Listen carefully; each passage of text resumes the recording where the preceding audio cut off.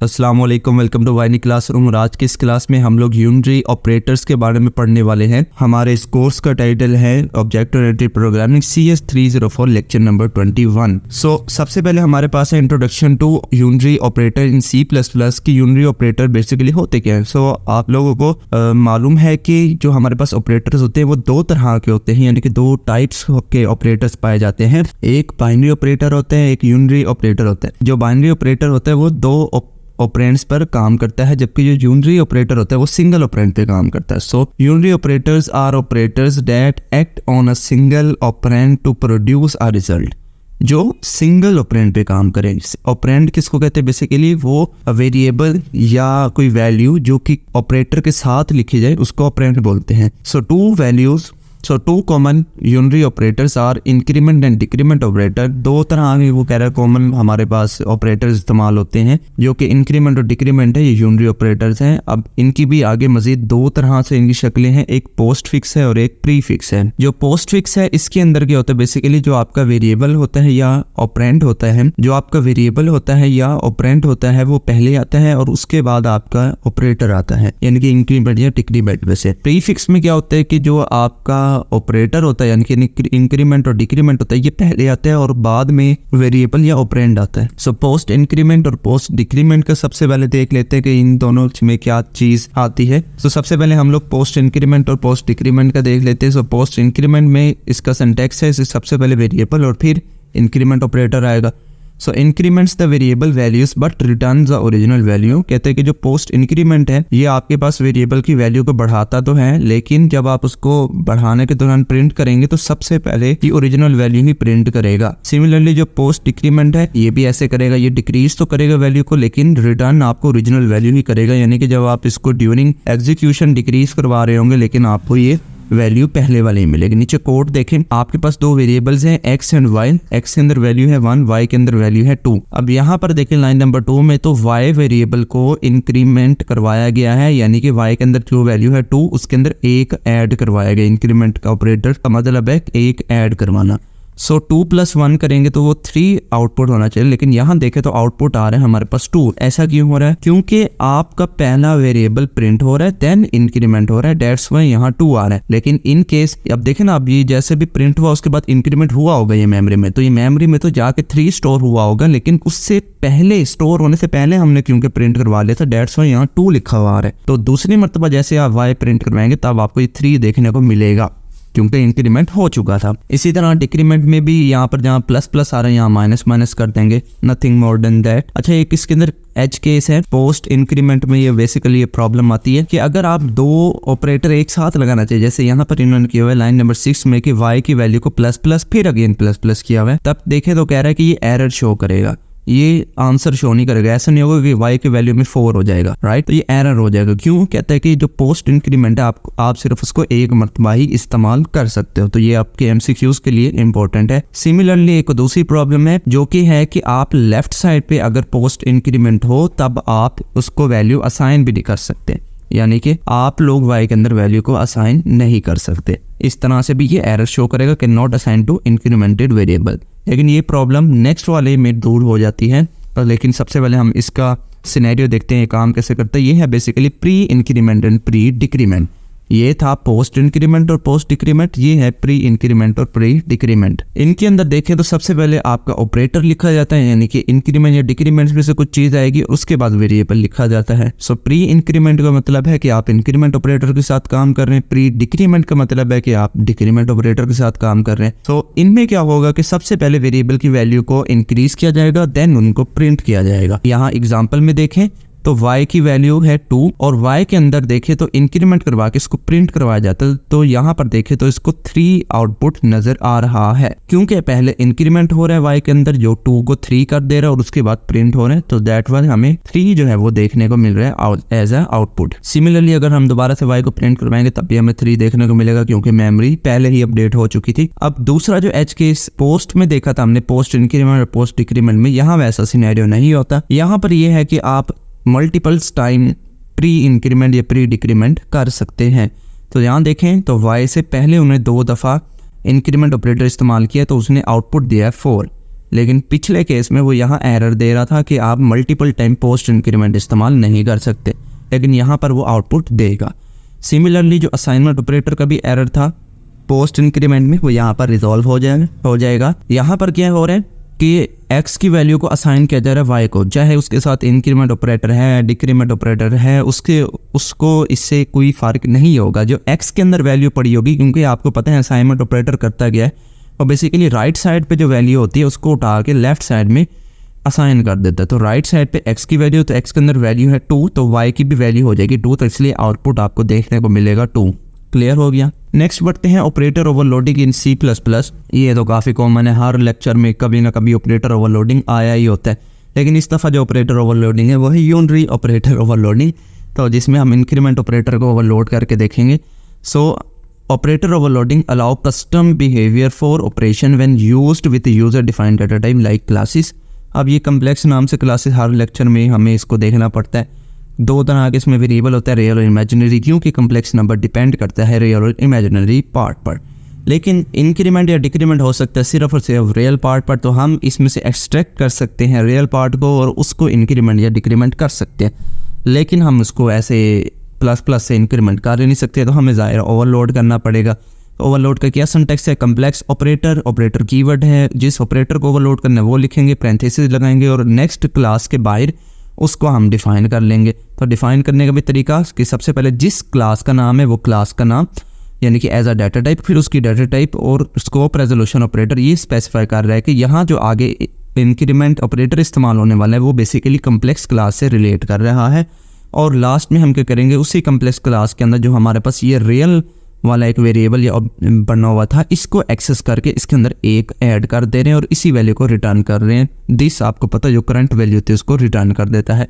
सो इस तरह से आप लोग ओवरलोड कर सकते हैं। अब ये जो था ये हमारे पास प्री इंक्रीमेंट था, यहाँ कमेंट में भी लिखा हुआ है प्री इंक्रीमेंटेड ओवरलोडेड। लेकिन पोस्ट इंक्रीमेंट में अभी हमने देखा था एक केस था कि ये वैल्यू तो अपडेट करता है लेकिन मेमोरी में स्टोर करवाने से पहले इसको प्रिंट करवा देता है, डेट्स वाई हमें वो वैल्यू अपडेटेड नहीं दिखती। तो ऐसे केस को हम लोग क्लास में किस तरह हैंडल करेंगे पोस्ट इंक्रीमेंट के, तो उसके लिए अलग कोड है।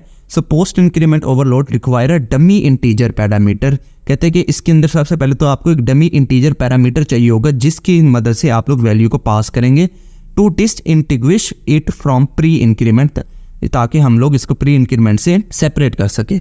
और हमारे पास एक लगेगा यहाँ पर टेम्परेरी वेरिएबल, ताकि हम उसी वेरिएबल को दोबारा से रिटर्न कर सकें। The compiler distinguish between pre and post variant using the dummy parameter. तो डमी पैरामीटर से कहता है कि आपका जो क्लास होगी ना कंपाइलर, तो इसको ना डिसइंटीग्रेट कर पाएगा कि ओके ये अलग है प्री इंक्रीमेंट का, ये पोस्ट इंक्रीमेंट का हमारे पास कोड है। सो यहाँ पर होगा क्या, यहाँ पर बेसिकली जो ओवरऑल कहानी ये है कि ये एक डमी वेरिएबल बनाएगा, थर्ड नंबर का वेरिएबल बनाएगा, उसके अंदर हम करंट वैल्यू स्टोर करवा देंगे और उसके बाद वैल्यू को अपडेट करवा देंगे। लेकिन जो पिछली हमने वैल्यू स्टोर करवाई होगी उसको प्रिंट करवा देंगे, तो डेट्स वाई वैल्यू चेंज नहीं भी होगी और इंक्रीमेंट भी हो जाएगी।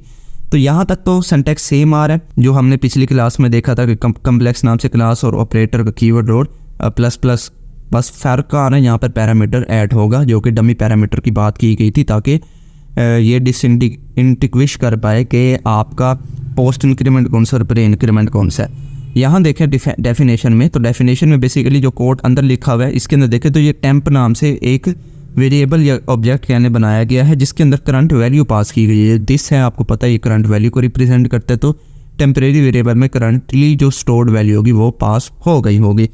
उसके बाद जो है रियल जो कि क्लास में मौजूद होगा, रियल और इमेजिनरी वेरिएबल, उसके अंदर एक ऐड किया जा रहा है। लेकिन वैल्यू देखें तो टेम्परेरी की रिटर्न की जा रही है। टेम्परेरी याद रखें वो वैल्यू तो जिसके अंदर इंक्रीमेंट नहीं हुआ था। तो अगर वैल्यू लेट्स सपोज टेम्परेरी में हमने 2 स्टोर करवाई थी लेकिन इंक्रीमेंट होने के बाद उसने 3 होना था, लेकिन हम क्योंकि टेम्परेरी वेरिएबल को रिटर्न करवाना है तो वैल्यू वो 2 ही रहेगी लेकिन मेमोरी में 3 हो चुका होगा, जस्ट लाइक जो अभी पोस्ट इंक्रीमेंट आप लोगों ने देखा था नॉर्मल वाला।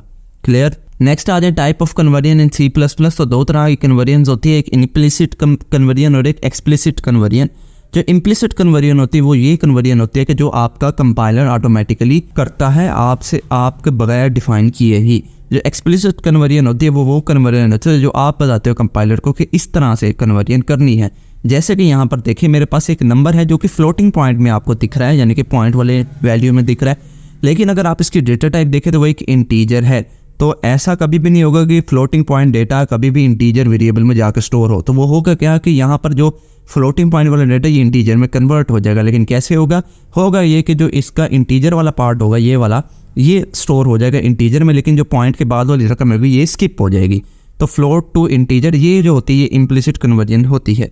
सिमिलरली जो आपका डबल है, सिमिलरली जो आपका ये हमारे पास वैल्यू है दूसरे नंबर पे 34, ये एक इंटीजर वैल्यू है, जबकि इसका वेरिएबल जो है वो डबल डेटा टाइप का है। तो होगा ये कि ये जो इंटीजर वैल्यू है ये डबल में कन्वर्ट हो जाएगी, ठीक है, इंटीजर टू डबल कन्वर्जन। अब दूसरे नंबर पे देखें जो ये लाइन नंबर 4 से स्टार्ट हो रहा है, इसके अंदर देखें तो आपको फ्लोटिंग पॉइंट डेटा इंटीजर में ही स्टोर होता दिखाई दे रहा है, लेकिन उससे पहले ये इंट लिखा हुआ है ब्रैकेट्स के अंदर, जो ये स्पेसिफाई कर रहा है जो आगे आने वाला नंबर है वो एक इंटीजर है, यानी कि खुद से हम उसको बता रहे हैं पहले से। कंपाइलर नहीं डिटेक्ट करेगा, जो ऊपर वाला कोड था उसमें कंपाइलर डिटेक्ट कर रहा था, लेकिन इसके अंदर खुद वो डिटेक्ट करेगा। सिमिलरली डबल में भी ऐसे ही है कि हम लोग डबल लिखेंगे और जो नंबर पास करेंगे वो हमारा एज अ डबल ट्रीट होगा। ठीक हो गया। नेक्स्ट बढ़ते हैं, हमारे पास user defined type conversion. User defined type conversion हमारे पास फिर अगेन दो तरह की होती है। एक कन्वर्जन होती है कि आप किसी और डाटा टाइप से आपकी क्लास की मौजूदा डाटा टाइप में कन्वर्ट कर रहे हैं, एक वो कन्वर्जन होगी। उसके अंदर क्या होगा, बेसिकली आप लोग कंस्ट्रक्टर जिसके अंदर एक सिंगल पैरामीटर पास हो रहा वो रिक्वायर होगा आपको। दूसरे नंबर पे करंट डाटा टाइप से किसी और डाटा टाइप में अगर आप कन्वर्ट करें तब आपको ओवरलोड ऑपरेटर इस्तेमाल करेंगे। क्लास देखें यहाँ कोड क्लास बनी हुई है स्ट्रिंग नाम से, इसका मतलब इसके अंदर जितना भी कोड इस्तेमाल होगा वो उसकी डाटा टाइप स्ट्रिंग होगी। अब देखें तो सही, पब्लिक के अंदर जो कंस्ट्रक्टर ये मेथड बना हुआ है उसके अंदर देखें तो स्ट्रिंग तो इस्तेमाल हो रहा है, लेकिन जो वेरिएबल पास हो रहा है वो एक इंटीजर वेरिएबल है, तो इंटीजर को स्ट्रिंग में कन्वर्ट करना पड़ेगा ऑब्वियसली। तो उसके लिए हमारे पास ये पहला सिनेरियो आ रहा है कि किसी और डाटा टाइप से करंट डाटा टाइप में आना, तब आपका क्या लगेगा, कंस्ट्रक्टर लगेगा जिसके अंदर एक पैरामीटर पास हो रहा होगा। तो ये नीचे देखें तो कंस्ट्रक्टर लिखा गया यहाँ पर, स्ट्रिंग ये क्लास का, और स्ट्रिंग हमारे पास डाटा टाइप इंट ए जो कि हमारे पास कंस्ट्रक्टर और उसके सिंगल पैरामीटर की रिक्वायरमेंट पूरे कर रहा है, और यहाँ इसके अंदर जो कोड होगा वो लिखा जाएगा। ये कोड आपके नोट्स में भी आपको मिल जाएगा।